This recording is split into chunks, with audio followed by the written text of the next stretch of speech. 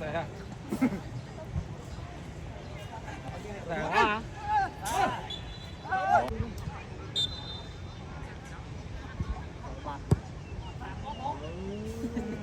Thua quá.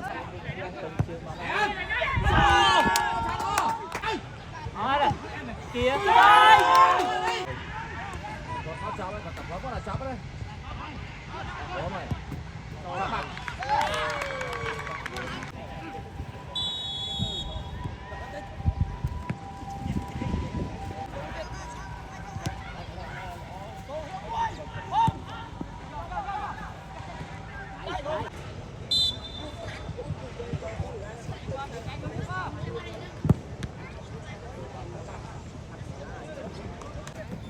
Chóm á.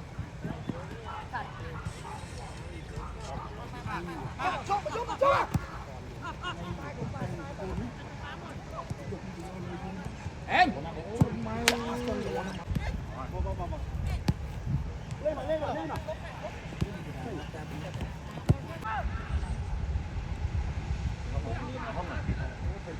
Em. Mày à? Mày. Em. Em tao muốn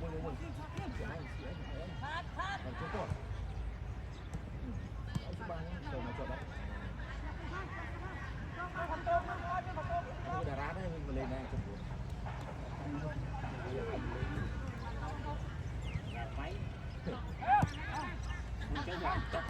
em chơi ơi em ơi bao bao chơi gỡ lại ta chơi chứ cho xoay lên nó sẽ bắn đi bạn có sự chơi thì rồi em em trả tốt em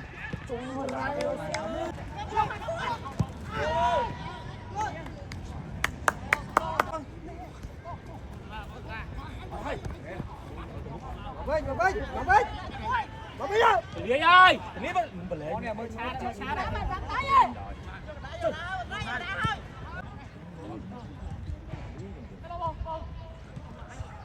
Lý lón to cái trắng sao nè 20 xem á quay anh bật nè đặt tư anh không xì ra một tiết em tới tiết xì hả tôi trọng chưa trời ơi anh sai kia từ xóa mũi xóa tư em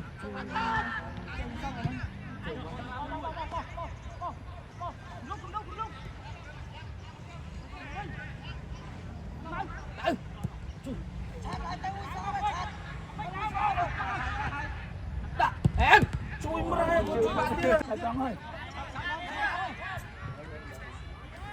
ơi tôi lẽ là mình mới luôn ra thì cái 16 đô la tôi biết nằm xí em chui ôm mày chui mày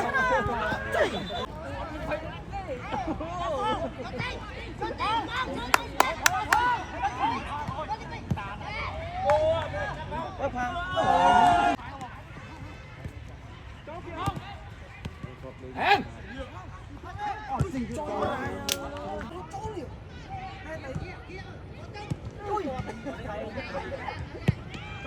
chú anh tuổi anh ơi ô tư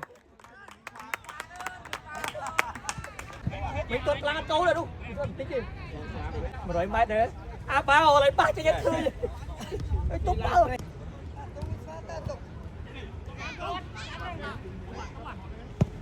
chú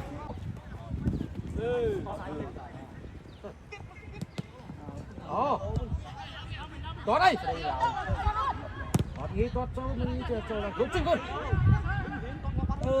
luôn đạch sò